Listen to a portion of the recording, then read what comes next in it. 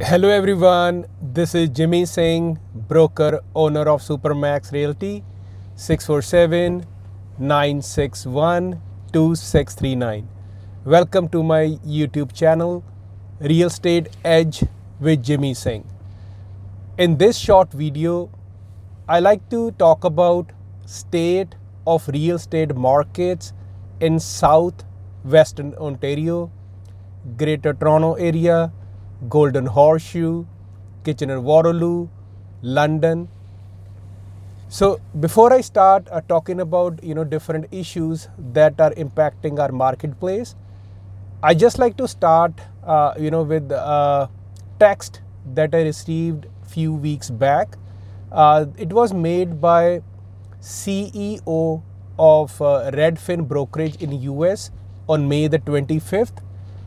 Not sure it is true or it is just something that reflect what is happening in this crazy market. So there was a buyer in Maryland by the name Bethesda. So she made an offer to a vendor or a seller of a property, and in her written offer pledge, she promised the owner of the house, in case she win the bid, she will name her first-born child after the seller. She lost. But that is not the point. The point is it is very, very concerning, and it is resonating with me what I have noticed, the feelings of buyers I'm working with for the last year or last 6 months. So what happened in US right now, their Freddie Mac, which is similar to CMHC in Canada to provide liquidity, they said in US they have 3.8 million housing unit shortfall by the end of 2020. So they are not producing much units to accommodate the demand for the rising population or the family formations. Another stat that has been in the news for a while is Toronto recently ranked again as the top unaffordable city in North America.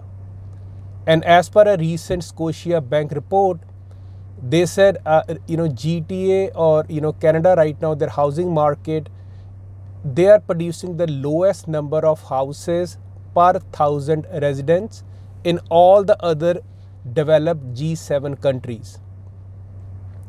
Right now they're producing 424 housing availability per each 1,000 residents, and the average for G7 countries is sitting around 471 units. So what that implies is Canada need to make or build 1.8 million new homes for the growing population, and to catch up to the ratios of G7 countries, they have to still produce 250,000 homes every year, which is not happening.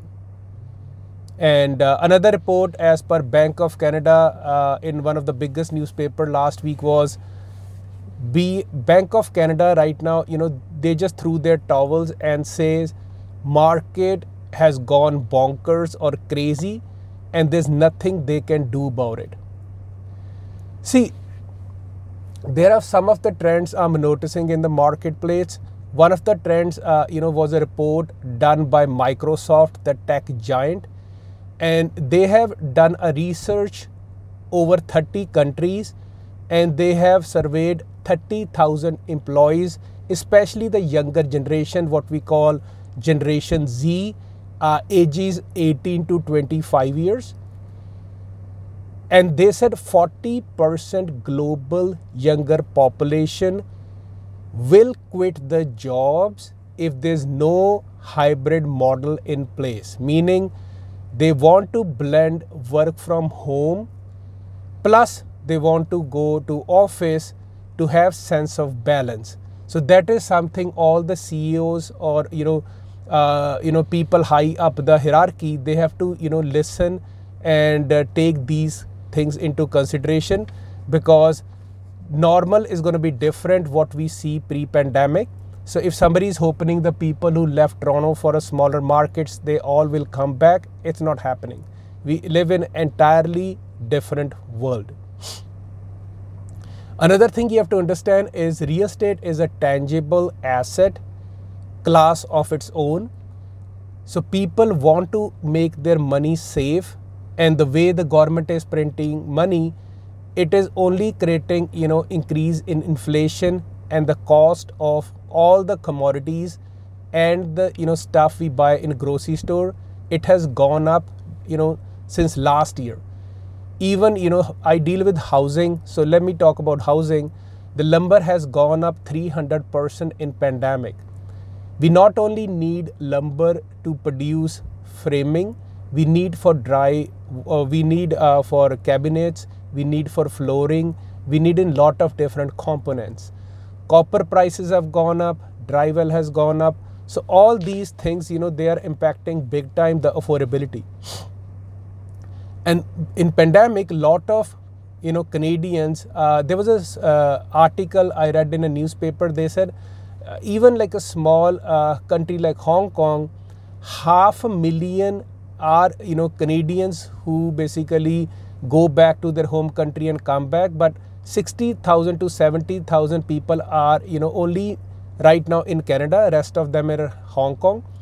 And with, the way things are in India, China, Middle East, I strongly believe once things become normal, international travel open, lot of people will be bringing their money and will be investing in businesses or will be investing in real estate, to grow their wealth. And real estate is something, people keep buying land from hundreds of years. You study history, the richest man, whether it's in Babylon or it's in a small village remotely, the richest person always used to have the most land, most cows, more sheep, because those are all the things that will create the wealth for them. And I don't think, by putting foreign buyer tax or speculation and RST, which they put 10 to 15%, is going to stop the demand for the housing. It is simply a constraint of, not many houses in the market, and first time buyers are fighting for it. Initially, there was talk a couple of years ago that all the people who are retiring, they're going to sell bigger 3,000 square feet houses, and they're going to flood the market when they retire. Everybody is going to go to Florida. That is not happening. With COVID, people are retrofitting their houses. If they need to have wheelchair accessibility, they want to modernize their houses. So they are not, giving those assets to the, younger generation. Yes, parents who have equity, they are, helping their kids putting down payment for their condos or the first time houses. But not every young couple is fortunate in those kind of things. So we have to fix and solve low inventory problem, to solve nation's housing affordability crisis. And I'm sure to provide shelter for our growing population now and for decades, we are nowhere near. And all the policy makers have to do is to, make new policies to avoid red tapeism, speed up development in, cities in around GTA, and, set up new manufacturing or, high paying jobs. So people can live in different parts of Canada, because Canada still has the second biggest landmass in the world. And the way things are looking right now for young families, it will be hard for them to own home in future, and rental rates have skyrocketed in past few years. And, so at the end of the day, guys, it is still extreme seller market. Yes, I have seen activity slow down in some of my listings, and some of my colleagues I speak with on weekly basis, other real estate agents all across Golden Horseshoe, GTA, they are saying yes, showings have reduced. They have seeing less, bidding on bigger properties, but the low tier market and the starter market is still very, very active. And the people who are actively looking, they are still facing active competition in the market. And it's just that phenomena from Toronto is now spread pretty much everywhere, as far as Barrie, Cottage Country, you go small town as Chatham and Windsor, wherever you go, you know what I mean, active bidding is still prevalent, and unaffordability is even can be seen in small cities like London as well, where normal, hardworking people, they still feel they can't afford a decent property. So what I find is June 1st, they said they're going to make tougher mortgage, stress test rules. But I haven't seen it make a big dent in, optimism of the buyers who seek to have their home. And the only difference is affordability or qualifying is 4 to 5% less whatever they can purchase in June month. So buying power reduced by 4 to 5%, but people always find a way, because they are not looking at the house value, how much is the house price. They're looking as what is my monthly payment. So government obviously brought interest, to the bottom, rock bottom prices. So obviously people who are buying first properties, they shouldn't have any problem with that. And people and businesses mostly, are more likely to locate in the regions which have ample supply of affordable housing, right? So in last year or so, if you go, a lot of people who lost their jobs, they're moving to small towns, setting up home-based businesses, or, intend to do in newer future to be self-employed, and they're going to pump money into economy as well, right? And since last year, the only increase I see in housing demand was, real organic buyers who are looking to improve their living condition. They need more affordable and larger properties. And since the borders are closed, no new money from foreign is coming for investments, and speculation were pretty much low. And this year again, government plan says they want to welcome 410,000 new immigrants in 2021. And house prices, I guess, keep continuing to grow in largest urban centers, and the spillover to smaller mid-tier markets is also, there. So I feel strong momentum, and the end of the 2021 going to 2022, and until the supply part of the equation is figured out by the policymakers, I see still, big demand of real estate, whether people want to invest for their kids, for their own retirement, or in future, government has to find a solution to that. And renovation also industry is doing very, very well. So all in all, if I talk about state of real estate market, yes, there is some calmness in different cities like Brampton, Mississauga, London. People, maybe the weather is good, they're spending more time with their families, going out. And since everybody has one shot of vaccination, they feel more calm now. And once second dose is there as well, people will be more comfortable going out, when the borders open up. But down the line, real estate is going to be unaffordable. That is part of life. So what BuildDesk has to do is produce bigger units where people can raise their family, 1,200,000 square feet, not the micro units. They might be out of fashion. I already noticed in Toronto, the most units which are struggling in price and which have hard time renting are the smaller micro units, bachelors, smaller one bedrooms. The bigger units are still in great demand. When I put listings for rent, I see decent size units are still grabbed by tenants taking advantage of low rents in core markets.